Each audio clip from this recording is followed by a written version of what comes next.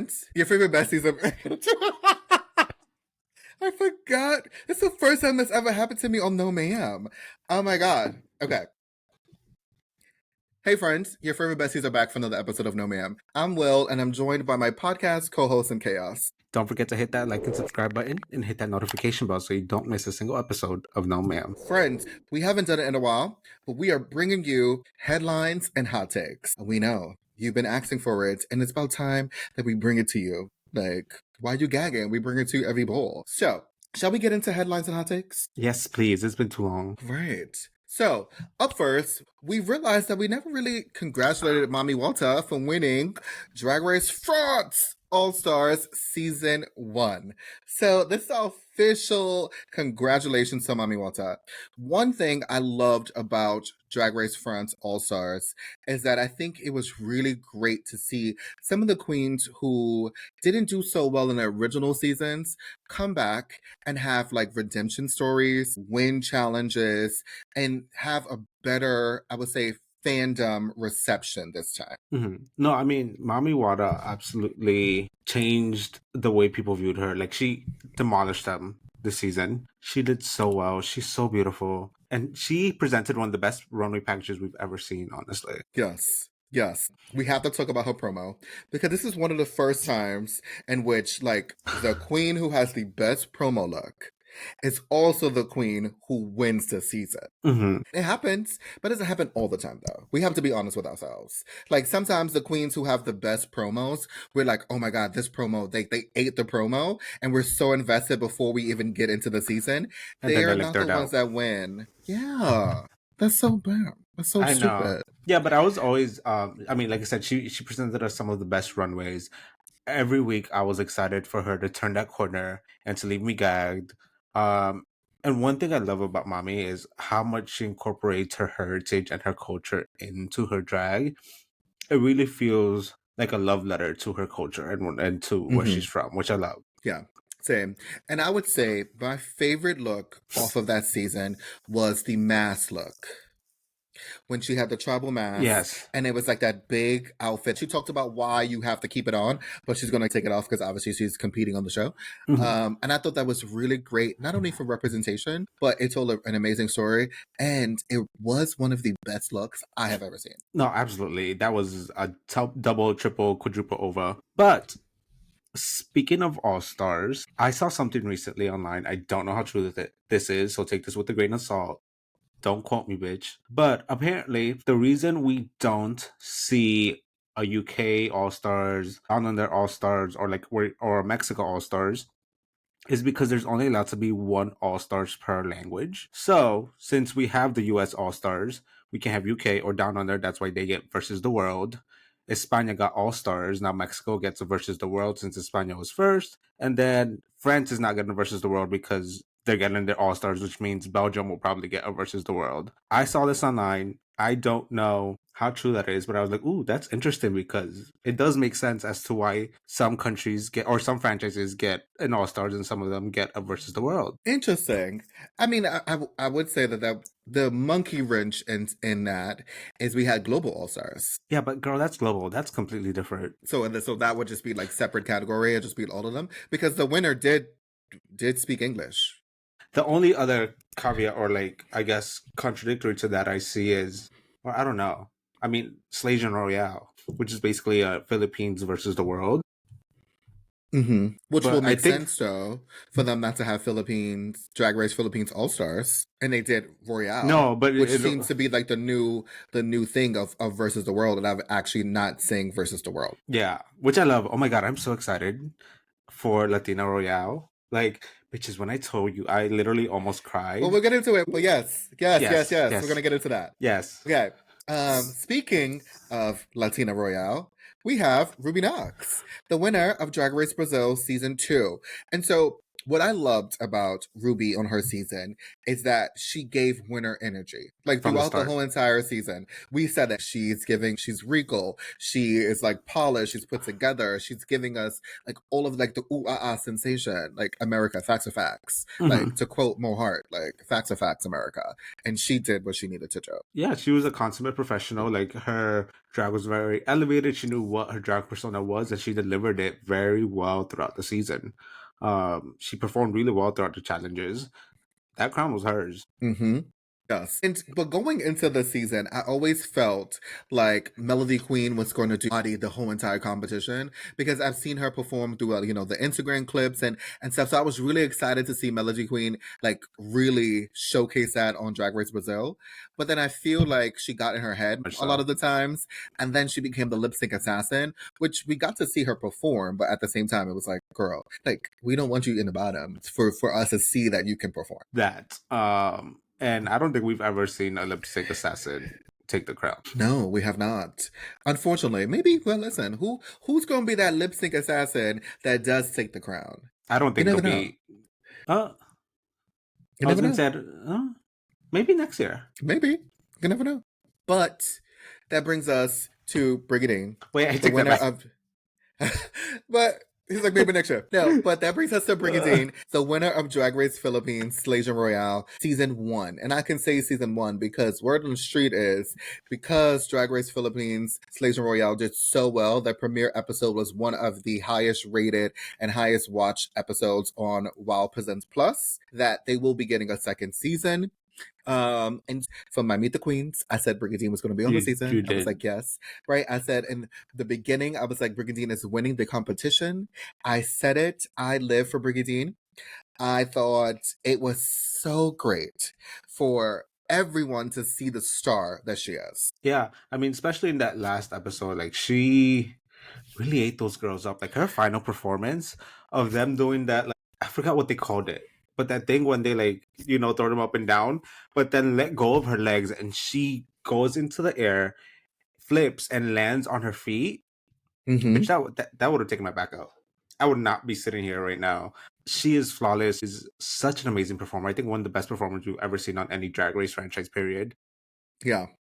So funny too, and just a very humble queen, which I love. I love when a queen is able to be like, yes, I am that bitch, but at the same time be nice and be genuine. Mm-hmm. You know what my favorite part about her winning though was? You have the picture right there. it's Yes. it's her crowning. So she had on like an updo, she had a wig. When they went to put the crown on her, she took the bun off. It literally just like popped right off. They put the crown Mm-hmm. on her, and then she just put it right back on. Which Mm-hmm. we've seen many times. Like the queen, sometimes when they get crowned, they're not wearing the right hairstyle. It doesn't sit well. It's falling off. It ruins the hair. Blah blah blah blah. That was so smart of her, and that just shows you the professionalism that she has. But also, Mama Pow's reaction to that, she was so confused. She was like, "What is going on here on this day right now?" I Mm-hmm. loved it. Yes, I was literally going to say, like in the photo, Mama Pow's expression, she's like, "What the fuck are you doing?" Like Yeah. in her mind, she's like, why did these people take her hair off when we're trying to put the crown on?" And Hmm. then you literally see it in the 3 photos right here. You see the progression. She goes from being like confused and angry to like, oh, to being happy at the end. Like this is so smart. Like she gets it. She knew Yeah. she knew what she was doing. Yes. Yeah, and I have to give it I think speaking of this, I literally saw this clip on the Instagram the other day where they was like, "Oh, we have Dragged In and Hmm. then we have Drag Race Philippines," right? Hmm. Obviously they're both filmed in the Philippines. Dragged In is hosted by Manila Luzon, and obviously Drag Race Philippines is hosted by Mama Pao. And so one of the queens was speaking, they were speaking to each other, and they said the host should have been in reverse. And at first, I was like, no, because Drag Race Philippines, we've gotten so accustomed to Mama Pao being the host of Drag Race Philippines that we're like, oh, we're used to her. We're like, we need her as the host. But it makes sense based on what they were saying. They was like, like Pablo would get the nuances and like the subtext that Dragged In, like the comedy that's on Dragged In has. And then Manila will get like surface, very, I would say, sort of Americanized references that they tend to put on Drag Race Philippines.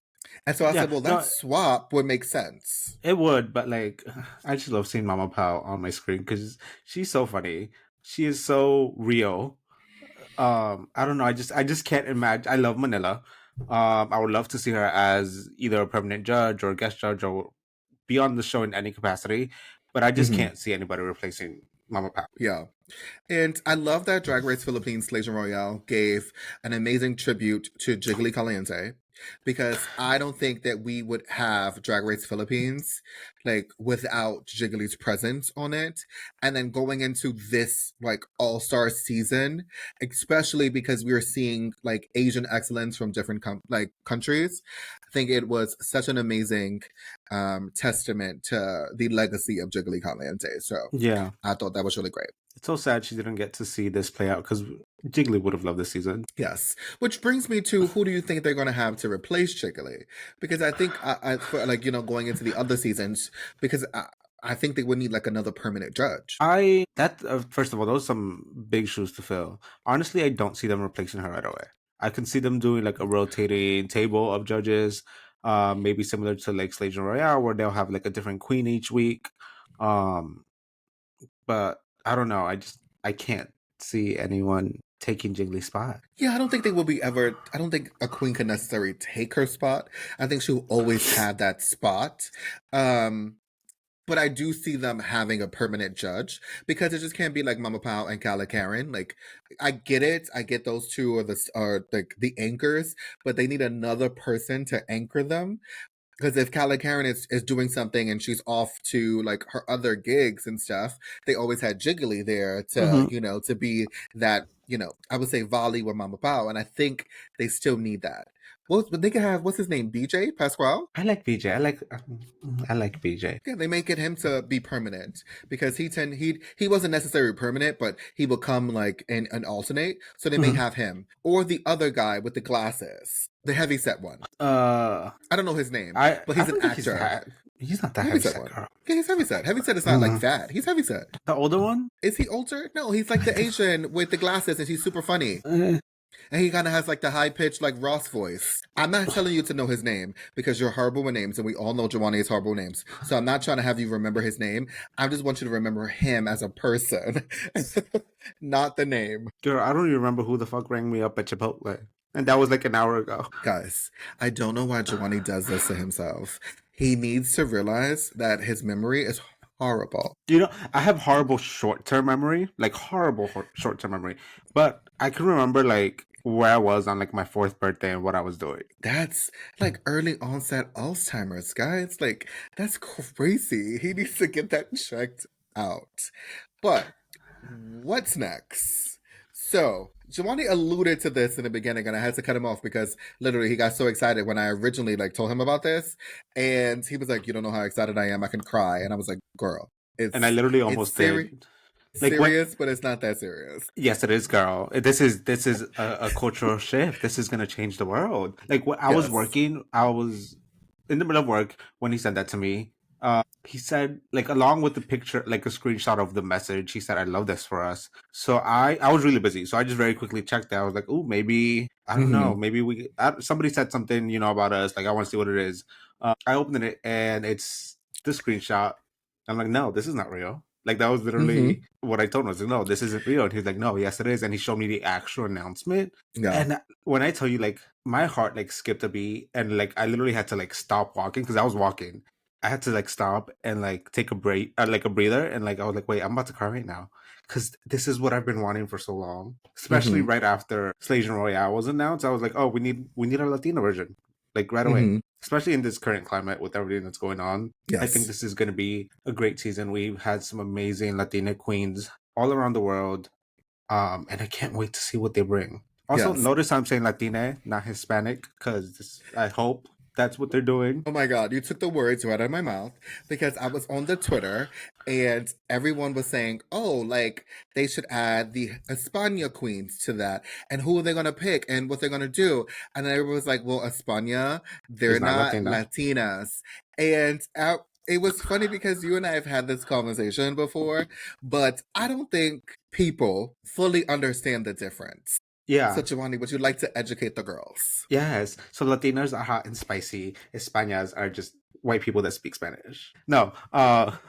Sorry, that just made me shady. No. So being Hispanic just means you essentially, you come from a Spanish speaking language. So that could be like Mexico, España, Guatemala. It's countries where the main language is Spanish. Being Latina means you come from Latin America, so any Latin American countries, but they don't necessarily have to speak Spanish. So obviously, like Mexico, Guatemala, same thing they said, but also Brazil. That's in Latin America. Belize is in Latin America. Panama, those are countries that are in Latin America, and if you're from there, you'd be considered Latino. But you don't necessarily have to speak Spanish, so there is a difference. Mm-hmm. And I think it's important to educate folks, Mhm. right? Because there's going to be a lot of cast wish lists coming, ours included, and we may get some hate because we may not include, or we're not going to include the queens from like Drag Race España. And it's not because they don't, some of them, right? It's not because they don't deserve to be on this, but we're going in the context of them being Latina. So Yes. now there is some queens who won on Drag Race España that are Latinas. And so they may actually, Diamante, yeah. right, and they may actually appear on our wish list. I just think it's really important for people to fully understand that before they come for us. I actually saw this TikTok, I think it was yesterday or the day before, about Latina Royale. And what the creator was saying was like there's really only two countries they could pick from, or two franchises, which is Drag Race Mexico or Drag Race Brazil. Mm-hmm. Because those are the only two Latin franchises we've had. But I think they were completely forgetting about the fact that, like in Slation Royale, they included queens who were of Asian descent, who didn't necessarily live in an Asian country or were part of an Asian franchise. And I think that's exactly what we're going to get here. We're going to get queens from France, from Canada, from down under, queens who have Latin heritage, who come from Latin descent, but don't live in those countries. Yep. Exactly. And then obviously there's a bunch of US queens from RuPaul's Drag Race. There is a lot of Latina queens who have competed. There should be more, and we should have another Latina winner. Just because we've only had one. Correct. But hopefully, and I don't have to really worry about this for Drag Race Mexico because Drag Race Mexico never has whitewashed. And I mean that in the best way possible. They have never whitewashed their winners. And so that's something that I appreciate is that if you're going to give us culture, give us culture. And that is what Drag Race Mexico does very well. Yes. Right? Like if you're going to give us culture, give us culture. This is why I appreciated Slation Royale so much is because it gave us culture. It didn't water down. It didn't whitewash Asian excellence. They said this is going to showcase Asian drag, and that's what it did. And I just think that is what it's all about. Especially in this political climate, this is what we need. Exactly that. And if we don't get at least one challenge making fun of Trump, I'm gonna be upset, honestly. And this when I first saw this reminded me of one person in particular and one entrance line that they did, and it was Choriza May. Do not hate me because I'm beautiful. Hate me because I'm an immigrant. Okay, work. And yes. I did not remember her line, but you said Theresa May. Yes, that entrance line when she came into the doors of Drag Race UK and she said that, and the fact that they kept that in and they made that, because I'm sure she had to workshop a lot of different entrance lines. It is a production, it's a TV show at the end of the day, y'all. The fact that they kept that in there, I thought that was amazing. And that is what I go to every time I think of like anything that brings like culture and they bring in like authenticity, representation. For some reason, I always go to that entrance line because it just gives me so much life. Yeah, that was. You said Theresa May, girl. I was like, girl, didn't we just have a conversation about Latina We versus did. Hispanic? But We did, we never did, we mind. did, Never yes. mind. But we see that Drag Race Philippines, because of the success of Drag Race Philippines Slays Royale, not only are they getting another Slays Royale, but they have been greenlight for another season of Drag Race Philippines. So it'll be Drag Race Philippines season 4, if I'm not mistaken. Yes. Drag Race France is coming out with another season, and I think that will also be season 4. Mm-hmm. Mm-hmm. Right, because we've had four winners so far, right? Well, no, we have 3 winners so far. We've had Paloma, we have Kiona, and Le Philippe, and so this will be season 4. Mm-hmm. And then Canada's Drag Race. So the Meet the Queens should be dropping. So get ready for like a Meet the Queens reaction video after that comes out for Canada's Drag Race, and I think that's Canada's Drag Race season 6. Yes. Yeah, because Yes. 5 was for like when we recapped season 5 of Canada yes. on this podcast, and then also we have RuPaul's Drag Con Brazil. I love that, and I'm very happy for them. But I need RuPaul's Drag Con New York to come back. Yes. Or even LA, right? Like, or even LA. He needs to come back to the States so that we don't have to get passports or visas. In this case, a visa and pay $200 because Brazil hates us right now. So I mean, Brazil hates us. It's kind of warranted. It is. But yes, DragCon NYC needs to come back. That was a great experience. Bring it back, bitches. RuPaul, bring it back. Yep. All right. So, shameless plug, because we wouldn't be no ma'am if we didn't, just plug ourselves. But the 27th Annual Glam Awards is coming up. And nominations in on the 31st. So Halloween is the last day to nominate. So Queens, Girlies, New York City, if you haven't nominated, please make sure you consider us for Best Podcast. Obviously, we would love to win, right? Because I'm not even going to say that we would not like to win. We will love to win. But just to be nominated by the New York City nightlife in general will make so much to us. We've done so much in this past year that it feels like we've been podcasting forever. I'm not even gonna lie. It feels like forever. We're constantly growing. We're constantly looking for new ways to really get out there and have people know who we are. We when we did this podcast, that we did this for representation. Mm-hmm. There wasn't people who looked like Jhoany and myself doing what we were doing. And right, like it was hard for us to really enjoy some of these other podcasts because they're not telling the stories that affect us. Exactly. It's always been about representation and giving a voice to those who are often overlooked. And I think sometimes we've heard it throughout whenever we're going out and we're out in a club or a bar. People coming up to us and being like, we love what you do. We love being seen. We love the platform that you're giving people. And we want to continue to do that. Not saying that we need an award to do that. Obviously, we don't. We're going to continue doing it regardless of whether we get nominated or not. But yeah, I think it would just be a very like, what's the word? Rewarding. That's not what I was thinking, bitch. I'm dumb. But it'd be very nice. I'm gonna just say that because I can't remember the word I was going for. Yes, and I just think it would be it would feel really good to be appreciated, yes. Right? Like that's what we do. We have been seen. That people appreciate what we do, they like what we do, they understand us, and they see us. Mm-hmm. I think in this political climate, and I always bring it back to what's happening now, is that we need more voices, right? We need more dissenters. We need more people who are saying no, right? We need more people who look like us in just news and TV. And especially now with all the censorship going on. Yes, right. And drag is political. We talk about drag on this podcast. Being queer is political. We talk about that on this podcast. Being Black is political. We talk about that on this podcast. Being Hispanic is political. We talk about this on this podcast. Being an immigrant is political, and we talk about that on this podcast. Just being who we are, and we fit in multiple of those categories. So our whole entire existence is political. We have to be honest with ourselves and say right now, there's a wave of conservative nonsense that has been thrown at us on social media.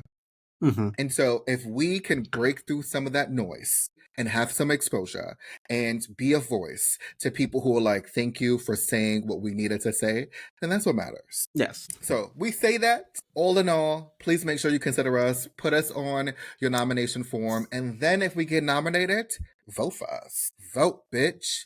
In the words of Shea Coulee, vote, bitch. Like that's that's what I keep thinking about. It's my favorite thing. Yes, Okay. please. So speaking of New York City, Ooh, yes. we were fortunate to be a part of not only week 1, but week 2 of Leave It on the Floor, hosted by OG bestie of No Man podcast, the amazing Jhoany's drag mom, the amazing Lanyé Armon.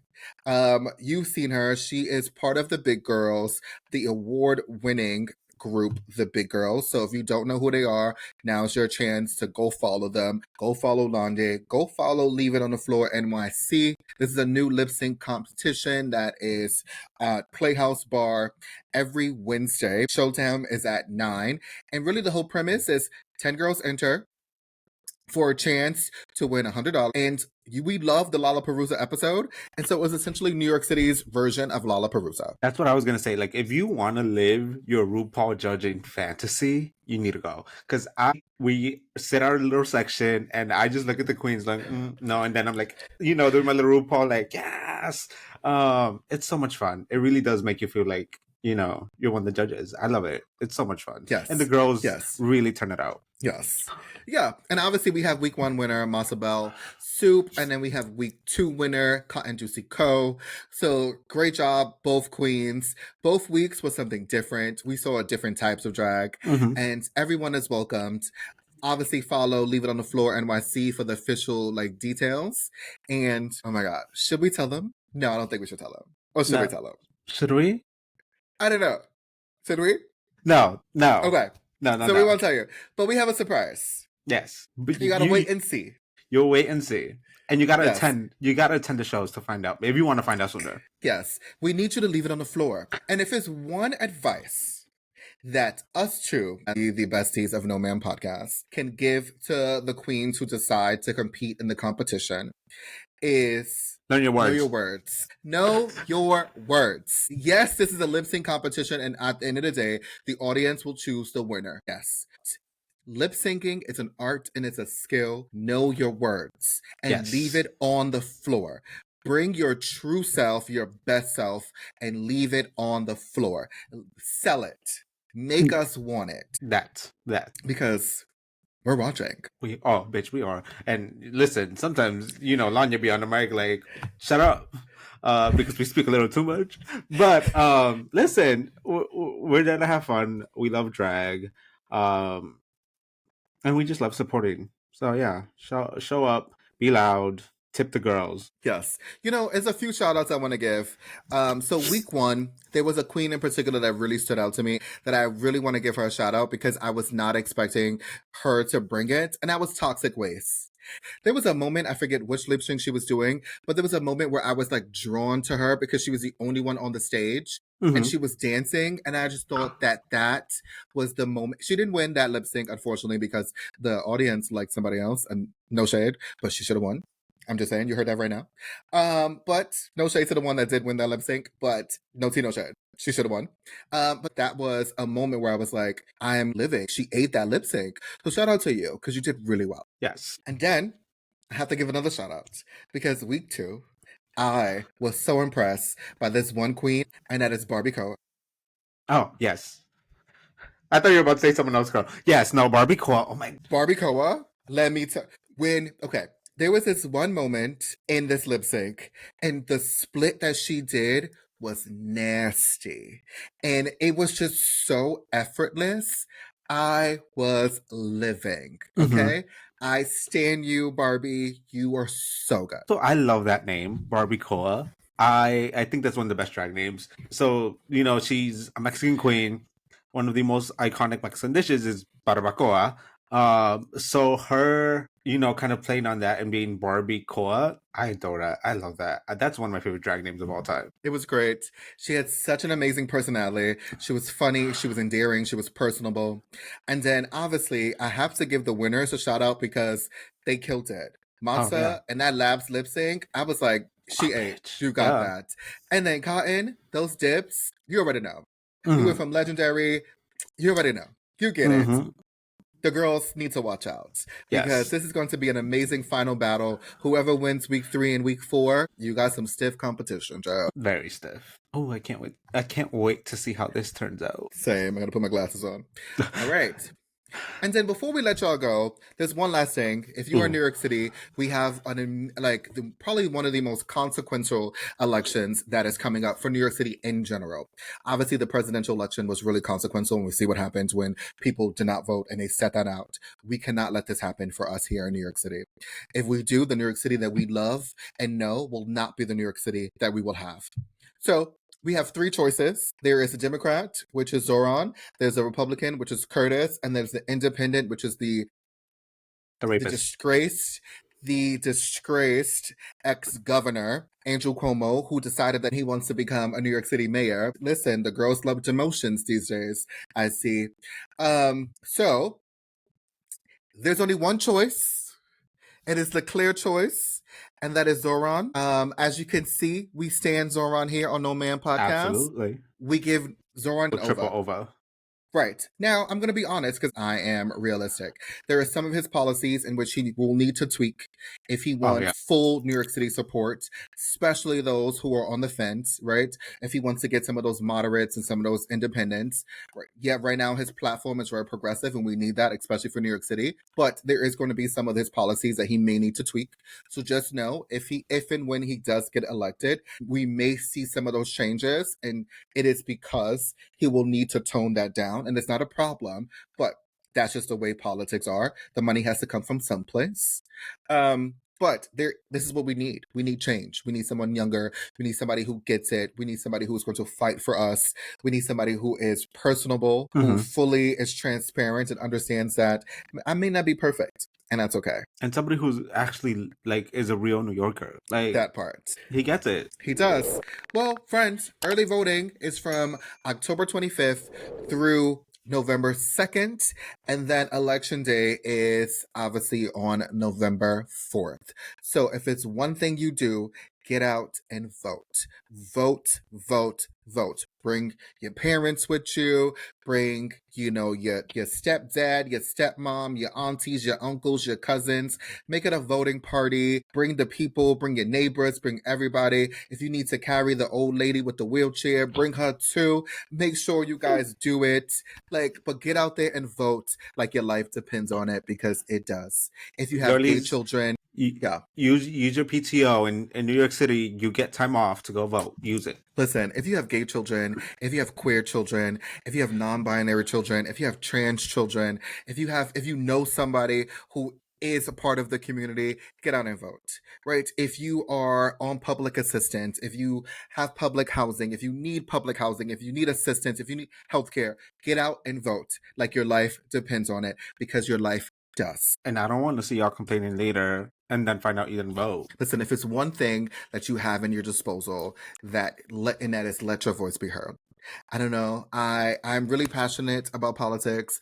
I'm really passionate about just letting people understand the severity of what's happening, especially in this political climate. And we have 3 vastly different choices, but we only have one choice that is good for New York City, and that is Zohran. Very much. So there you have it. That was Headlines and Hot Takes. It's been a while since we did one, but we needed to bring you some headlines and some hot takes. So if you like this episode, I don't know, it just came to my head, but if you like this episode, make sure to like, comment, and subscribe. Hit that notification bell so you never miss a single episode of No Man. And until next time, friends. Bye, y'all.